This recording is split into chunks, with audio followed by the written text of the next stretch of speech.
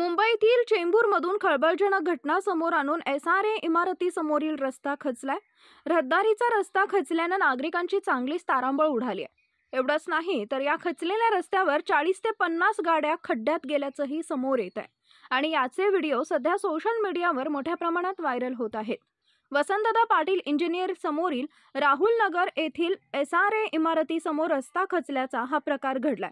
चुनाभट्टीमध्ये जमीन खचली, ज्यामुळे लोकांना तेथून येण्या-जाण्यास अडचण निर्माण झाली. आजूबाजूच्या बिल्डिंगमधील लोकांना बाहेर काढून बिल्डिंग खाली करण्यात आल्या. घटनास्थळी मुंबई अग्निशमन दल, पोलीस कर्मचारी वर्ग उपस्थित आहे. लोकांना या ठिकाणावरून प्रवास करताना त्रास होत आहे. समोर आलेल्या व्हिडिओमध्ये एक चारचाकी या खचलेल्या रस्त्यात घसरत जाताना दिसते. दरम्यान गेल्या काही दिवसांपासून राज्यात मुसळधार पाऊस होत आहे. मुंबईत तर पावसामुळे ट्रॅफिक जाम होत असून लोकांना बाहेर पडण्यास अडचण होते. यातच चेंबूरमध्ये रस्ता खचला, त्यामुळे लोकांचा संताप होत आहे.